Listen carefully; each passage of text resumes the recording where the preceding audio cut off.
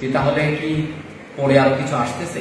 Hello দর্শক বিন্দুরা, কেমন আছেন সবাই? আশা করি সবাই অনেক ভালো আছেন। ইতিমধ্যে বাংলাদেশের জনপ্রিয় নাটক ব্যাচেলার পয়েন্ট নিয়ে মুখ খুললেন ব্যাচেলার পয়েন্টের জনপ্রিয় অ্যাক্টর বোরহান। তিনি বললেন, ভালো একটি জিনিস আশা করতে হলে অবশ্যই একটু ধৈর্য ধরতে হয়। চলুন তার ভিডিওটি দেখে আসি কি বলে ব্যাচেলার পয়েন্ট সম্পর্কে। বাকি জিনিসটা আসলে ডিপেন্ড করতেছে ডিরেক্টরের প্ল্যানের উপরে, কারণ ডিরেক্টর তো আর একটা জিনিস নিয়ে চিন্তা করে না, তার অন্য কাজের প্ল্যান আছে। পরিচালক অমি সম্পর্কে কি বলে চলুন দেখে আসি। অমির না একটা একটা কারিশমা আছে, মানে কারিশমাটা কি, ও না জিনিসটা মানে যেটা প্রতিটা ডিরেক্টরের দরকার, কি করবে এটা যেরকম জানে, কি করবে না এটাও সে জানে।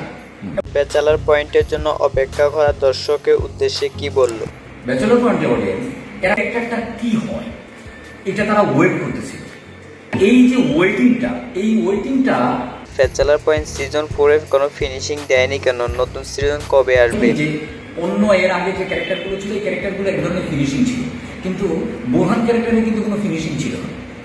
সিজন 4 এ ফিনিশিং দেয়নি, এর মানে কি নতুন কিছু আসতে যাচ্ছে নাকি? এটা তার মানে আরো কিছু আছে। তো ওই জায়গা থেকে এক ধরনের দর্শকের মধ্যে এক ধরনের কিউরিওসিটি তৈরি হয়েছে। তো বন্ধুরা, ব্যাচেলার পয়েন্ট নতুন সিজন আসছে, এটি জেনে আপনি কতটুকু খুশি হয়েছেন তা কমেন্টে জানান।